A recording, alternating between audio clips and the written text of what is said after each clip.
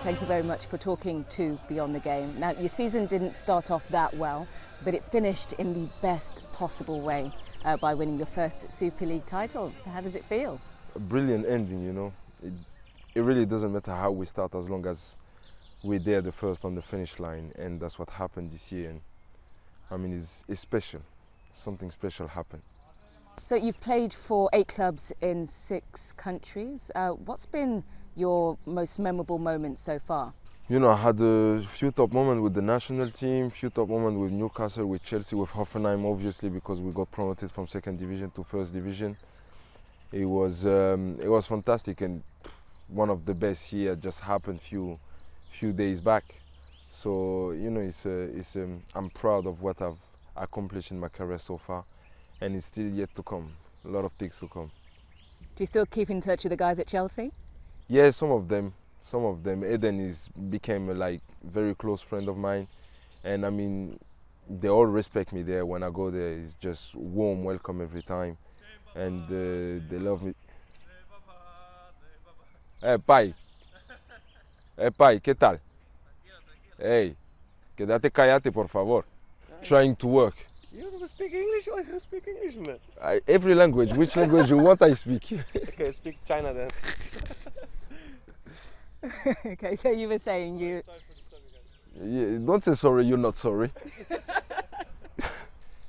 I've played in, like you said, in different countries, in different leagues, but this one I feel something special.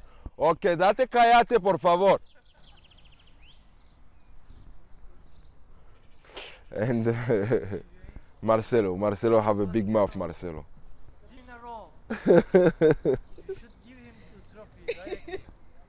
Do you want to join our interview? You might as well. Come on. He's the best striker I ever seen. Oh, that's much love in here, man.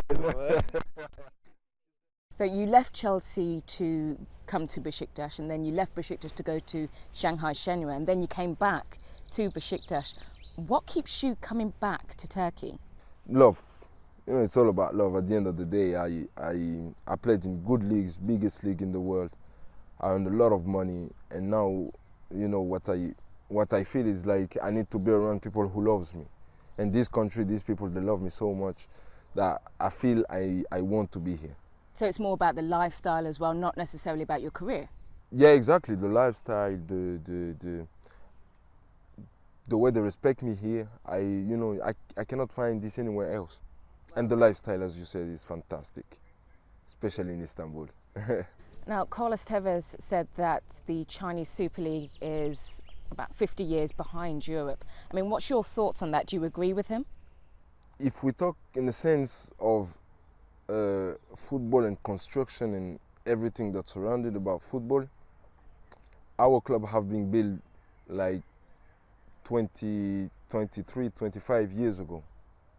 So if you can look at the numbers, they're probably 50 years back, but they're growing fast, and I just hope for them that they keep growing the way they wanna grow. But obviously everybody knows it's not like Turkey, obviously it's not like Europe, it's not like England. I won't say 50 years back talking in terms of football, but if you look at the numbers, I mean, we cannot discuss this. It's gonna take time, it's gonna take centuries. Because England, Germany, Italy, you know, they have been doing this for years and years, and you don't catch up that quick. It's not just all about the money. The savoir-faire is something that is very important, and they need to catch that. They need to catch this as well. Now, talking about Shanghai Shenhua, now obviously you have to go back, but are there any plans for you to possibly come back to Istanbul and Besiktas? You know, it's a club I have in my heart. You know, I used to love Paris Saint-Germain the most. And now Besiktas is my first love. I don't say that I don't love Paris no more, but my first love just changed. And playing here is a pleasure, and it would be a pleasure anytime. Now, you're aware of what happened with Suleiman Tari and the racial abuse that he received in Serie A. Can you just tell us how hard it is to be a black Muslim man in football? You know, I got away with it. First, because I played in countries where there is not too much racism. Second, because I've been a top player everywhere I've been. So usually when you're a top player, they don't treat you the same. But when I see people get treated like this, and I think I've heard that Souleymane Tari got banned because of something, it's just foolish that you receive racial abuse like this and you get banned, because you react. So this is hard. I had the chance to go to AS Roma before I leave Chelsea, going to join Rudi Garcia there. And the main reason I didn't go, the only reason I didn't go, it was because of this, because I can hear here and there that in Italy it's a lot of it. And I did, because I know my character. If I get fed up of this, I just leave the country, and it's not something you have to do. So I said, okay, let's stay where I'm safe, in England, where people are nice and tolerant, more tolerant at least than in some other countries. How do you feel about being a French black Muslim man? It's tough. It's not as tough as being an Arab Muslim, but it's tough because they go through worse than us. Because when you say a black man, you don't know if he's Muslim or not. When you say an Arab, even if he's Christian, you're gonna think he's Muslim. So they're going through different things. But like I say, it's education once again. If we want to change the mentality, we have to educate the kids. They're gonna be the future of this world. So if we don't educate them, or educate them the same way the people who does stuff like this are educated, we won't get rid of it. Impossible. You can ban it, you can ban with money, you can pay fine, you can do whatever you want. If you don't have the good education, it's impossible. Now, obviously you're a top professional, but you're also a devout Muslim. How do you train throughout Ramadan?